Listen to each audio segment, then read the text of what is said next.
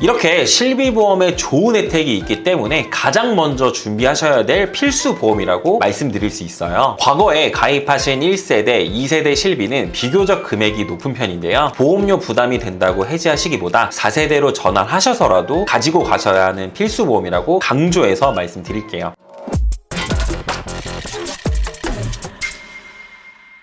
오늘은 실손보험에 대해 이야기해보려고 합니다. 최근 2025년 12월부터 5세대 실손보험이 도입된다는 기사를 보신 분들이 많이 계실 텐데요. 아직 보장 내용이나 구체적인 시기는 확정되지 않았지만 5세대 실손보험이 도입되는 건 사실입니다. 일부에서는 이제 실손보험이 점점 안 좋아지니 필요 없는 거 아니냐는 말도 나오는데요. 아무리 실손보험의 조건이 점점 안 좋아진다고 해도 실손보험이 여전히 중요한 역할을 하고 있는 건 사실입니다. 개인적으로 다른 건 몰라도 실손은 꼭 필요한 보험이라고 생각하고요. 그럼 실손보험의 어떤 점 때문에 실손보험이 필요하다고 말하는 걸까요? 실손보험은 국민건강보험의 보완형으로 의료비의 일정 금액을 보상하는 보험 상품입니다. 자료에서 보시는 것처럼 국민건강보험 가입자가 5,145만 명이고 실손보험 가입자는 3,997만 명에 달하는데요. 5명 중 4명은 실손보험에 가입되어 있다고 생각해 주시면 될 것 같습니다. 그런데 이렇게 많은 분들이 가입하신 보험인데도 불구하고 실비보험으로 어떠한 혜택들을 받을 수 있는지 잘 모르시는 분들이 대부분인 것 같아요. 실손보험의 가장 큰 장점은 종합보험처럼 담보에 해당하는 질병이나 상해만 보장받는 게 아닌 사용한 병원비의 대부분을 보장해준다는 점이 정말 큰 메리트인데요. 동시에 비급여는 보장해주지 않는 국민건강보험의 약점을 보완해주는 보험이라고 할 수 있습니다. 이렇게 범위도 넓고 중간중간 크고 작은 변화가 있다 보니 가입 시기에 따라 제각각인 실비의 세부적인 내용까지 알고 계신 분들은 많지 않을 거라 예상이 드는데요. 그래서 오늘은 실비보험 활용 방법과 실비보험 청구를 많이 하면 발생할 수 있는 주의사항까지 한 번에 자세하게 안내해 드릴 테니 끝까지 시청해 주시고 가입돼 있으신 실비보험 100% 활용해 보셨으면 좋겠습니다. 실손보험의 활용 방법을 알려드리기 전에 우선 실손보험 역사에 대해 자세히 알려드릴게요. 실손보험은 1963년에 도입돼서 상해 담보로 판매를 했지만 1999년부터 손해보험사의 의료비 보상 보험을 출시했습니다. 2003년도부터 제3분야 규제가 완화되면서 단체 실손 의료보험 판매가 허용되었고 2005년 이후 개인 실손 의료보험 취급이 가능해지고